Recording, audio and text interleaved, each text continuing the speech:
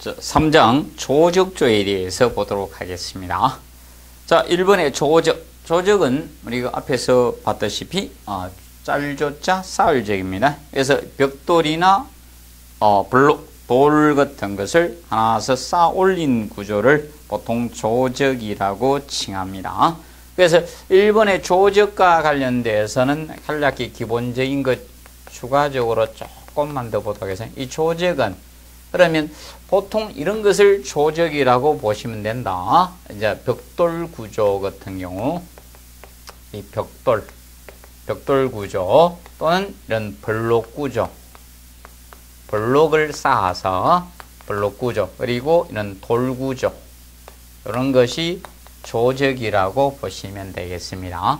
근데 이 조적은 특히 이제 이 벽돌이나 이런 블록, 이 돌을 갖다가 이 접착 재료인 이 모르타르로 쌓은 것입니다. 접착 재료를 이용해서 접착 재료. 그래서 이 접착 재료로 대표적으로 뭘 쓰는가 하면 이 모르타르를 사용합니다. 모르타르. 이 모르타르를 사용해서 쌓아 올린 구조죠. 그래서 이걸 이용해서 쌓아 올린 구조가 조적입니다. 그렇다 보니까 이 조적의 개념은 자, 이 약점, 단점이 무엇이냐? 이 조적조는, 조적의 단점은 이런 수평력에 약하다는 겁니다. 이 수평력, 행력에 취약한 구조가 됩니다. 행력에 취약한 구조가 이 조적조입니다. 그래서 이 조적조의 경우는 이 지진이나 이런 지진이 특히 오게 되면 굉장히 약해지는 구조라고 보시면 됩니다. 지진. 그래서 이 조적조는 그래서 일본의 경우는 단순 조적조가 거의 없는 이유가 지진이 많기 때문입니다. 그런데 우리나라는 강력한 지진이 생기지 않기 때문에 이 조적조 건물이 많이 지어진 계기가 바로 우리나라는 대규모 지진이 없었다는 겁니다. 그런데 우리나라는 일반적으로 옛날 과거부터 이미 내진에 대한 설계가 이루어졌습니다. 그래서 내진에 대한 설계가 보통 이 신라시대 때 지어진 첨성대라든지 불국사의 그 백운교 같은 데가 내진 설계가 그때 당시부터 이루어졌습니다. 결과적으로 경주 주변에서도 지진이 생겼다는 거죠. 그래서 최근에 그 경주에서 가까운 지역의 원자력 발전소들이 좀 있죠. 거기에 대한 안전에 대한 문제를 제기하고 있는 것도 그것 때문이죠. 그래서 과거에 경주 지방에 큰 지진이 있었기 때문에 내진 설계가 되었다라고 보시면 됩니다. 그리고 2번에 보시면 소성이 나옵니다. 소성. 자, 이 소성이란 용어는 간단히 이야기하면 이겁니다. 자, 옛날에 이제 도자기라든지 이런 벽돌을 만들 때 불을 가해서 열을 가해서 굽는 일을 우리가 소성이라는 용어를 씁니다. 그래서 나중에 소성 온도가 높다는 것은 그 열을 가하는 온도, 굽는 온도가 높다는 것이 소성 온도가 높다는 것을 의미합니다. 그러면 보통 일반 시멘트 벽돌을 굽지는 않습니다. 그러면 과거에 사용한 벽돌들이 무슨 벽돌인가 하면 흙을 구워서 만든 벽돌을 사용했습니다. 그래서 그거는 수천 년 동안 갈 수 있죠. 그런 벽돌을 기 때문에 소성이란 용어가 나옵니다. 그래서 소성 개념은 불을 가해서 굽는 것을 보통 소성이란 용어를 쓰고 있습니다. 소성. 그럼 보통 소성 온도가 높은 온도에서 구울수록 좋은 형태라고 보시면 되겠습니다. 그래서 예를 들어서 타일이다. 타일도 그러면 소성 온도가 높은 온도에서 구운 것이 좋은 재료가 됩니다. 그리고 3번에 보시면 이 모르타르가 나옵니다. 3번에 모르타르. 자, 이 모르타르하고 우리 일반인들이 많이 헷갈려 하는 것들이 어떤 용어들인가? 이 모르타르 용어하고 콘크리트 용어를 혼돈을 두는 분들이 많습니다. 그러면 모르타르하고 콘크리트의 차이점은 이 모르타르는 이 시멘트하고 이 모래입니다. 이 모래, 이 두 가지 재료를 배합을 기본적인 개념은 이 두 가지를 배합을 해서 섞어서 물로 비빔한 거죠. 물 비빔한 것이 보통 모르타르 개념이고요. 모르타르. 그러면 콘크리트의 개념은 자 여기는 시멘트하고 모래 그리고 자갈이 들어가는 겁니다. 자갈. 그래서 이 세 가지를 기본적으로 배합을 해서 물 비빔한 것이 물로 비빔한 것이 이것이 바로 콘크리트 개념이 되는 거예요. 그래서 콘크리트는 여기에는 자갈이 들어갑니다. 굵은 골재가 자갈이 들어가는 반면에 자, 이 모르타르는 자갈이 들어가지 않는 형태라고 보시면 되겠습니다. 그래서 모르타르하고 콘크리트 간략히 구분해 두시면 되겠습니다. 그래서 이 모르타르가 보통 이 벽돌, 이 조적조에서는 이 접착 재료로 사용이 되는 거죠. 얘가 접착 재료로 사용이 되는 겁니다. 모르타르가 접착 재료로 사용이 됩니다. 그래서 이 모르타르는 부착 강도가 중요할 수밖에 없는 거죠. 그래서 이 모르타르는 꼭 명심하실 것이 이 부착 강도가 중요시 되는 거예요. 부착 또는 접착. 그래서 부착 강도가 중요합니다. 중요시 되는 포인트가 접착 재료이기 때문에 중요성이 있다라고 보시면 되겠습니다. 그리고 4번에 보시면 응결 개념이 나오고 있습니다. 응결. 자, 응결이란 개념은 이겁니다. 지금 현재 이 콘크리트나 모르타르는 이 시멘트 제품하고 자, 모래하고 자갈하고 이 물을 썼죠. 그러면 여기에서 이것이 굳어질 수 있도록 해주는 재료가 바로 이 시멘트하고 물의 화학 반응에 의해서 생겨야 됩니다. 그래서 시멘트의 석회 성분하고 그 다음에 물 H2하고 자, 이 두 개에서 반응이 발생됩니다. 수화 반응, 물하고의 화학 반응이 생기는데 이것을 수화 반응이라고 칭합니다. 수화 반응. 그래서 수화 반응에서 뭐 되는가 하면 응결 굳어지게 되는데 그래서 응결은 이 물로 비빔하니까 모르타르나 콘크리트 유동성이 있다는 거죠. 유동적인 상태에서 겨우 형상을 갖출 정도로 우리가 엉키는 초기 작용에 수화 반응에서 응결이 생기는데 응결이 발생하는데 이 응결은 보통 초기에 어느 정도 형상을 갖추기 위해서 굳어지는 엉키는 상태를 응결이란 용어를 씁니다. 응결은 보통 초기에 발생하는 현상으로서 장시간 생기는 건 아니고요. 이거는 시결, 응결이 시작되는 점을 시결이란 용어를 씁니다.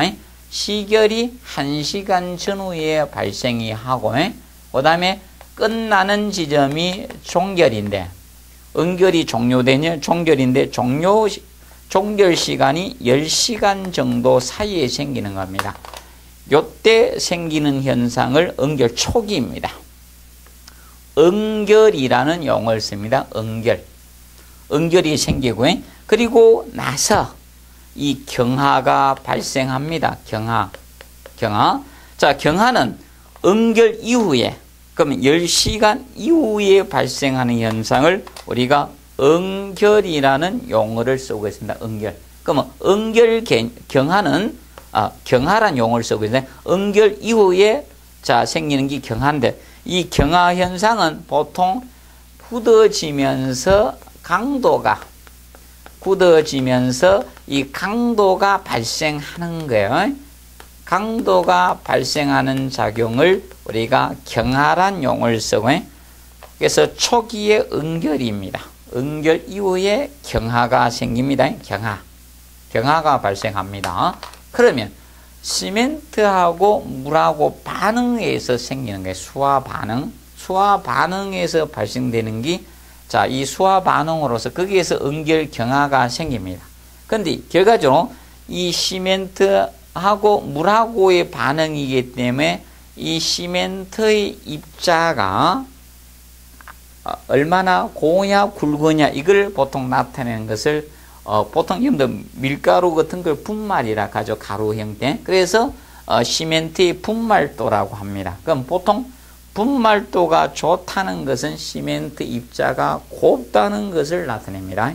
그래서 시멘트 분말도가 좋을수록 수화 반응은 빠르게 발생을 한다라고 보시면 됩니다. 그럼 빨리 응결 경화가 생기게 된다고 보면 되죠. 그래서 이 수화 반응에 생겨서 이어서 동반된 열을 보통 수화열이라고 합니다. 수화 반응에 이 동반되는 열이 수화열입니다. 동반되는 열을 우리가 수화열이라고 칭합니다. 동반되는 열을 수화열이라고 합니다. 그러면 반응이 빠르면 열이 많이 생깁니다. 쉽게 여러분들도 천천히 걸을 때하고 빨리 걸을 때, 뛰을 때하고 다르죠? 빨리 뛰면 열이 많이 동반되죠. 결과적으로 열이 많이 동반되면 균열은 많이 생긴다라고 보시면 됩니다. 그래서 기본적인 시멘트와 물의 반응을 수화 반응이고 여기에 동반되는 열을 수화열이라고 합니다. 그러면 시멘트의 분말도가 좋을수록 입자가 가늘수록 거기에 반응은 빠르게 생기면서 응결 경화 빨리 발생합니다. 그게 동반된 열이 많아지기 때문에 균열이 많이 생긴다라고 보시면 되겠습니다. 그래서 간략히 알아두도록 합시다. 응결은 초기에 엉켜지는 상태를 응결이라고 하고, 그러면 응결이 끝나고 나서 계속 수화 반응을 일으킵니다. 거기에서 굳어지면서 강도가 생기는 걸 경화라 이렇게 칭한다고 보시면 되겠습니다. 그 다음에 5번에 출론. 실질의 시험에는 이 시멘트와 관계된 분말도와 관계된 시험 문제가 출제가 됐고요. 그 다음에 이 출론. 이 출론 개념, 이 출론은 기본적으로 이것을 출론이라고 칭합니다. 재료와 재료의 사이라고 보시면 됩니다. 재료와 재료, 뭐하고 뭐의 사이? 재료의 사이 부분을 줄눈이라고 보시면 되겠습니다. 재료와 재료의 사이 부분이라고 보시면 되겠습니다. 사이 부분을 줄눈이라고 칭합니다. 줄눈. 그러면 예를 들어서 벽돌하고 벽돌 사이 또는 타일과 타일 사이 이런 것이 줄눈 개념이 됩니다. 그러면 여러분들 욕실에서 타일과 타일 있죠? 그 사이 부분을 우리가 줄눈이란 용어를 쓰고 있습니다. 그런데 거기 막힌 줄눈, 통줄눈 나오죠. 그래서 이 막힌 줄눈하고 통줄눈이 나오는데 이것은 세로 줄눈, 수직 줄눈을 기준 잡아서 설정한 겁니다. 구조상. 그래서 이 수직 줄눈이 어떻게 되냐. 세로 줄눈이 어떻게 처리해 주냐에 따라 세로 줄눈에 의해서 막힌 줄눈하고 통줄눈을 구분하고 있습니다.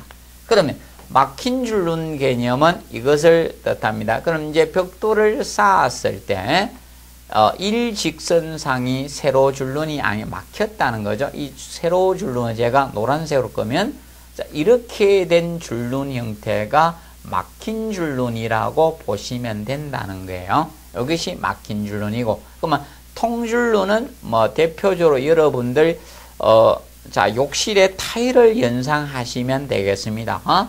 타일을 보시면 어떻게 되는가 하면 세로 줄눈이 일직선상으로 이렇게 되어 있죠. 요거는 통줄눈. 막힌 줄눈은 세로 줄눈이 일직선상이 아닌 것을 우리가 막힌 줄눈이라고 칭합니다. 그러면 보통 벽돌벽이나 이런 걸 쌓을 때는 보통 막힌 줄눈 형태로 설계가 되고 있습니다. 그런데 여러분들이 타일의 경우는 어떤 힘을 전달하는 것이 아니죠. 어떤 개념입니까? 보기 좋게 치장하고 깨끗하게 하는 그런 개념으로 타일이죠. 그래서 타일은 치장 개념이 되다 보니까 통줄눈입니다. 통줄눈. 그래서 이거는 힘을 전달하는 데는 막힌 줄눈 형태로 공사가 이루어지고요. 보기 좋게 할 때는 통줄눈으로 우리가 공사가 된다라고 보시면 되겠습니다. 그래서 두 가지 개념을 간략히 기분 잡아 두시고요. 그 다음에 6번에 벽돌의 마름질이 나오고 있습니다. 마름질. 자, 우리가 가공하는 부분을 우리가 용어를 약간 다르게 쓰는데, 여기서 벽돌은, 자, 벽돌은 기본적으로 온장 사용을 기본 원칙으로 잡고 있지만, 부득이 우리가 절단해서 사용하는 경우가 있을 것이다. 그러면 벽돌은 가장 기본이 거예요. 원래 그대로 절단하지 않고 그대로 이 온장 사용을 기본으로 잡고 있습니다. 이 온장 사용하는 게 원칙이에요. 사용. 이것이 기본 원칙 개념이 되는 거예요. 이게 원칙인데, 근데 벽돌을 온장을 부득이하게 사용할 수 없을 경우 있다. 벽돌을 절단 가공을 우리가 하는 경우도 있다는 겁니다. 그래서 내가 이 벽돌을 좀 이렇게 잘라서 써야 되겠다. 이것은 이제 벽돌을 갖다가 이 절단 가공하는 거예요. 쉬운 게 벽돌을 갖다가 절단이나 이런 절단 가공하는 거죠. 절단 가공하는 것, 이것을 우리가 벽돌의 마름질이란 용어를 쓰고 있습니다. 마름질. 그래서 벽돌을 절단 가공하는 부분을 마름질이라고 칭합니다. 그럼 그 벽돌의 마름질에서 대표적으로 그 7번에 보면 2호 토막이 나오는 거예요. 그러면 7번에 2호 토막. 자, 2호 토막이란 것은 4분의 1 토막을 뜻합니다. 4분의 1 토막. 그러면 벽돌이 있을 때, 자, 이렇게 벽돌을, 이런 벽돌이 있다. 그러면 길이가 있을 때, 길이의 직각으로 이렇게 잘랐을 때 4분의 1입니다. 4분의 1. 그래서 4분의 1을 길이의 직각으로 자를 때 우리가 토막 낸다는 용어를 쓰죠. 그래서 4분의 1을 우리가, 그래서 0.25잖아요. 퍼센트 따를 때 100%가 1이니까. 그래서 0.25, 4분의 1. 그래서 유래해서 25%죠. 그래서 2호 토막이라고 붙인 겁니다. 2호 토막. 그리고, 자, 그 다음에 이제 거기 8번에 보시면 7호 토막. 그러면, 자, 8번에는 이 4분의 3 토막 개념이 되죠. 8번은 7호 토막은. 그래서 이 7호 토막 개념은 바로 4분의 3 토막. 바로 4분의 3이 되다 보니까, 이 4분의 3은 0.75잖아요. 0.75. 그래서 75%죠. 그래서 7호 토막이라고 칭해진 겁니다. 길이의 직각으로 자를 때 우리가 토막이란 용어를 붙이고요. 벽돌의 마름질에서 그 앞에 퍼센트를 붙인 거예요. 퍼센트를 붙여서 2호 토막, 7호 토막 이렇게 쓰고 있습니다. 그런데 벽돌을 갖다가 정확히 이렇게 잘라서 쓸 수도 있을 겁니다. 절반을 딱 잘라서 쓸 수도 있을 거다. 자, 그래서 이런 경우는 2분의 1 토막. 이죠? 요거는, 우리가 반 토막이라 합니다. 또 50%에 0.50에서 50 토막 하면 안 되고, 이런 경우는 반 토막이란 용어를 우리가 사용하고 있습니다. 기억하시면 되고, 그 다음에 9번에 보시면 반절의 개념이 나옵니다. 반절. 자, 보통 길이의 직각으로 자를 때는 우리가 토막이란 용어를 부여했고요. 그 다음에 여기에서는 반절이란 용어를 쓰고 있습니다. 반절. 반절은, 자, 이제 길이 방향에 무엇으로 했는가 하면 같은 방향으로 절단해서 사용한 것이죠. 그래서 벽돌이 이렇게 있을 때 이제 직각으로 잘라서 쓴 것이 아니라, 자, 요 방향으로 이렇게 절단해서 쓴 겁니다. 그래서 요 개념을 우리가 반절이라는 용어를 쓰고 있습니다. 반절. 반절이라 쓰고 있고요. 그 다음에 10번에 보시면 마구리가 나옵니다. 마구리. 물건이나 목재 양쪽 끝머리면 보통, 자, 10번에서 이 마구리 개념. 마구리. 자, 마구리의 개념은, 자, 이겁니다. 자, 이런 통나무가 있었다.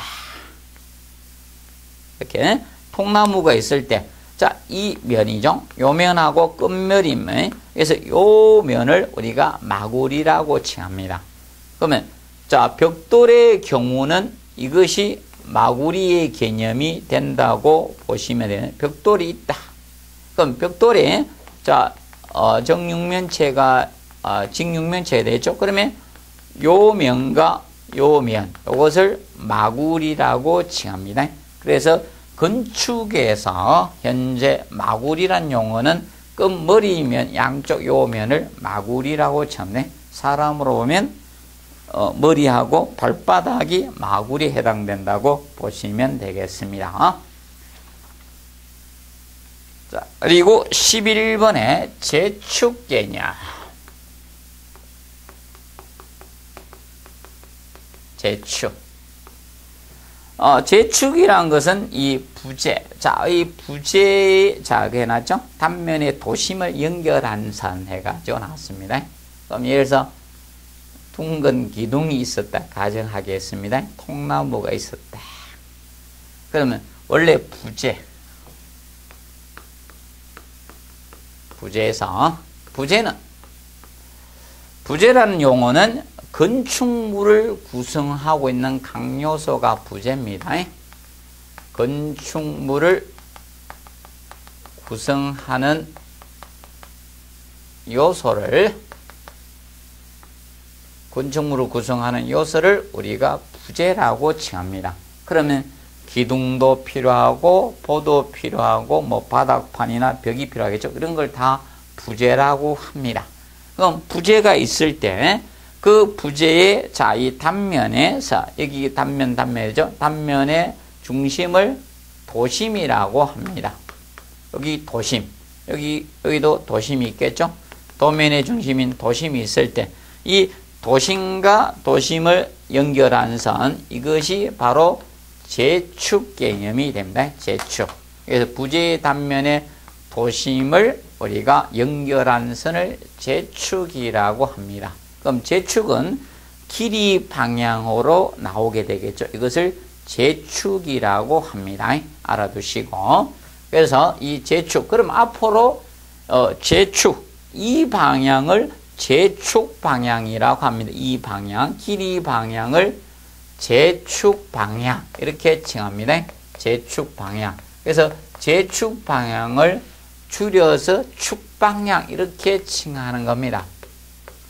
길이 방향을 앞으로 재축 방향 또는 축방향이란 용어를 쓰고 있습니다. 사람은 그러면 이 키가 바로 재축 방향이 됩니다. 축방향. 그래서 축방향이, 자, 개념을 간략히 알아두시기 바랍니다. 그리고 12번에 아치가 나옵니다. 12번 아치. 자, 아치 개념은, 자, 보통 우리가 건물을 지었다 보니까 옛날은 벽돌이나 이런 돌을 가지고 건축물을 많이 건축했습니다. 그렇다 보니까 이런 창문이나 이런 문을 개구부를 내다 보니까 이렇게 하다 보니까 이런 돌이나 이런 벽돌들은 사실 압축력에는 우수하지만 다른 힘에는 약하다는 겁니다. 그래서 이렇게 설계를 하지 못하니까 여러분들 교량이라든지 이런 부분에 보실 때 보면, 자, 이런 성문이나 보면 위를 이렇게 둥글게 처리한 것을 보셨을 겁니다. 이렇게 둥글게 처리한 거 보죠. 그래서 이 부분을 갖다가 아치라고 칭하죠. 아치. 그래서 아치는 여러분들이 대표적으로 여행 가셔서 석굴암에서 많이 보셨죠. 뭐 석빙고 이런 것이 아치입니다.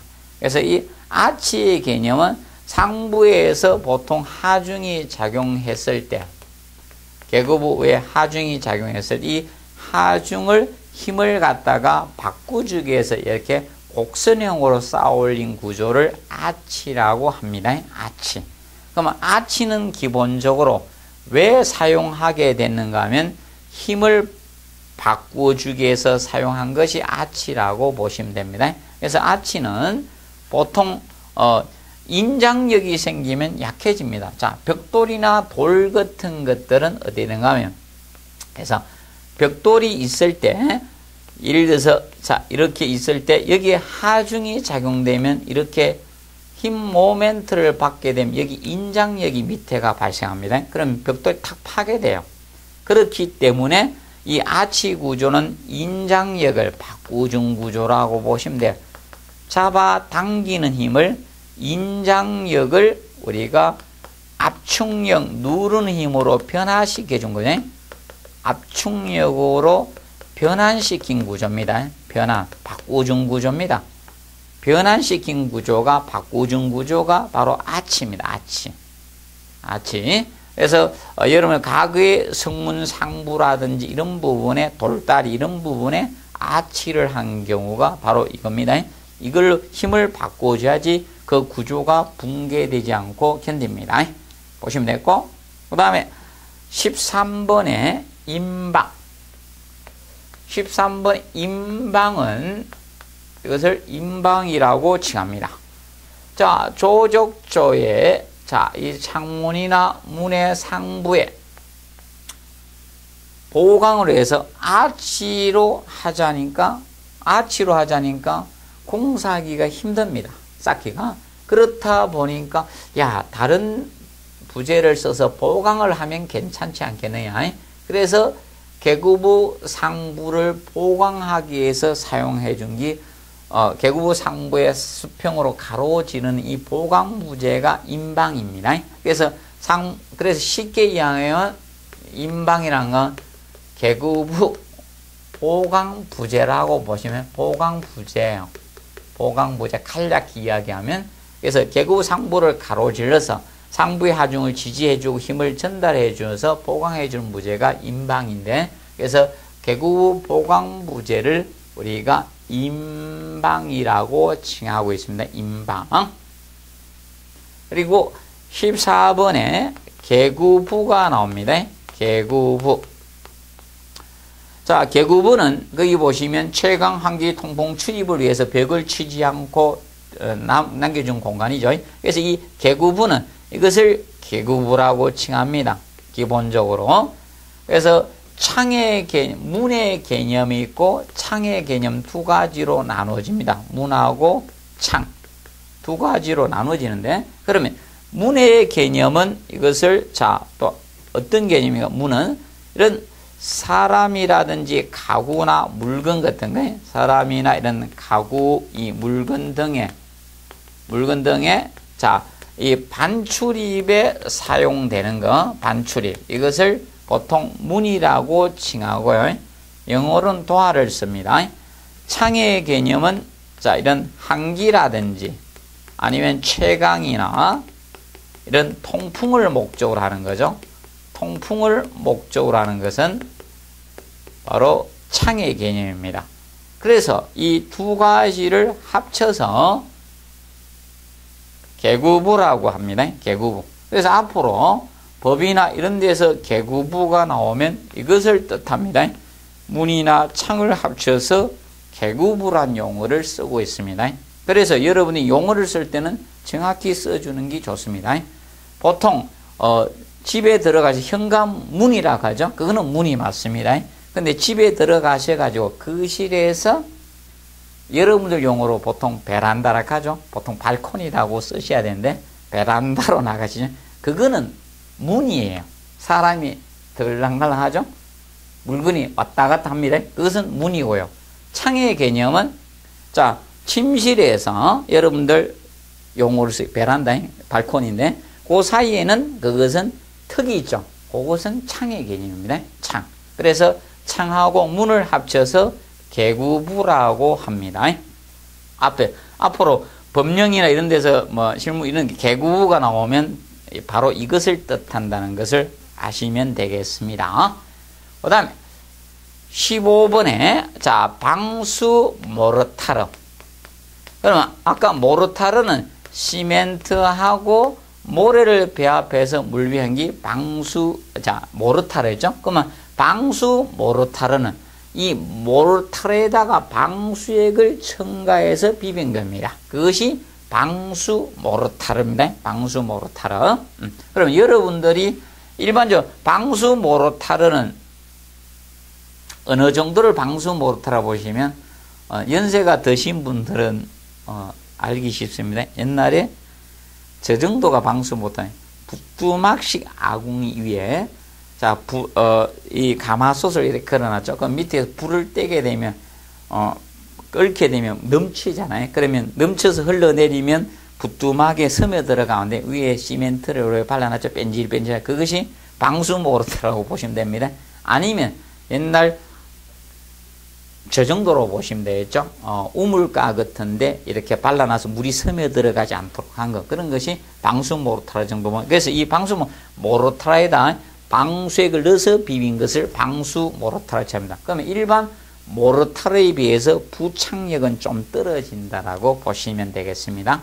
그리고 16번에 장막벽 나오죠. 장막벽은 앞으로는 시험에 언급이 될 수가 있습니다. 앞에서 한번 했는데 장막벽은 자 철근 콘크리트 구조나 철골조에 뼈대를 짜놓고 나서 골조가 먼저 선행이 되고 나서 벽돌이나 블록에 벽을 쌓는 것을 보통 장막벽이라고 합니다. 그래서 장막벽 나면 항상 기본을 잡아두실 것이 겁니다. 내역벽 개념이 아니라는 겁니다. 하중은 어떤 힘, 외력을 지탱할 수 있는 벽이 아니란 겁니다. 그래서 얘는 하중을 지지할 수 없는 벽인 바로 비내력벽이라는 것을 조금 유념 깊게 꼭 기억하십시오. 앞으로 등장이 될 것 같습니다. 최근의 흐름을 봐서. 그래서 장막벽은 항상 명심하세요. 하중을 지지할 수 없는 벽이라는 개념을 꼭 기억하시기 바랍니다. 그리고 17번에 대림벽이 나옵니다. 17번에 대림벽. 자, 대림벽은 린자가 이웃 린자입니다. 대림벽이라는 것은 자, 일정한 각도로 이웃하는 내력벽을 뜻하죠. 그래서 대림벽은 이 개념이 됩니다. 지금 현재 이 벽체가 내력벽이 이렇게 있는 건물이 있습니다. 그러면 그 벽과 이웃하는 자 내력벽입니다. 그러면 자, 이 A 벽체가 있었다.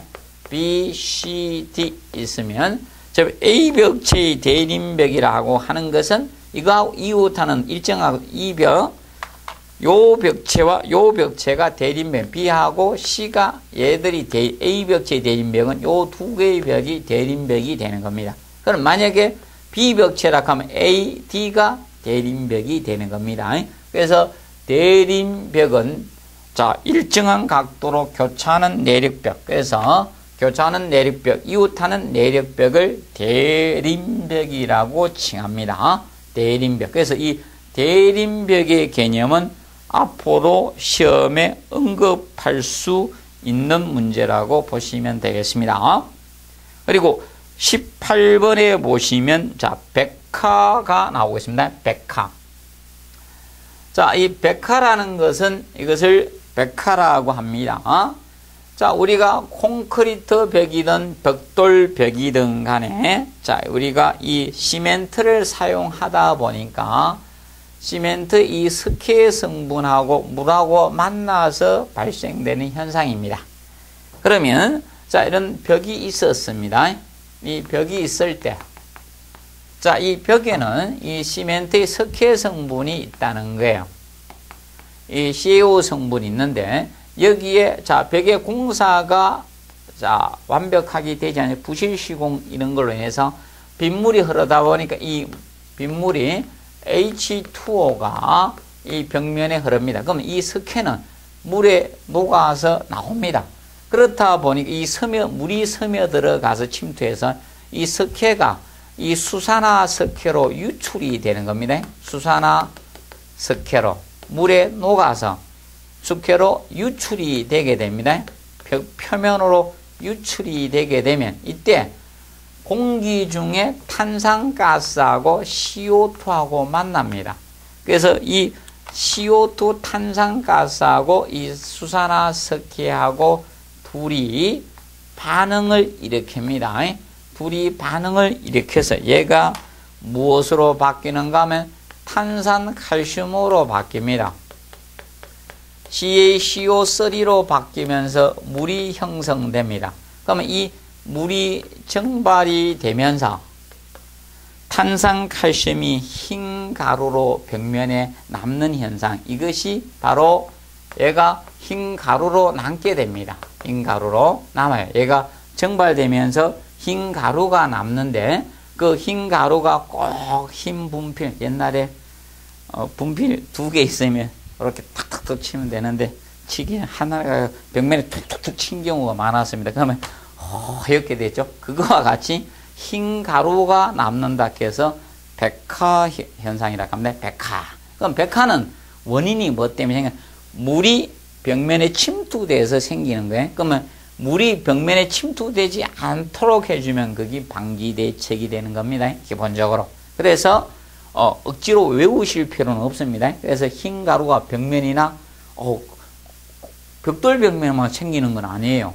콘크리트 벽면에 생기는 경우도 있어요. 그래서 여러분들이 주변에 아니면 타일 같은데 우리가 타일을 발랐는데 타일에도 시멘트 모로타르로 하다 보니까 타일 벽면도 허옇게 생기는 현상이 생깁니다. 그것도 백화 현상입니다.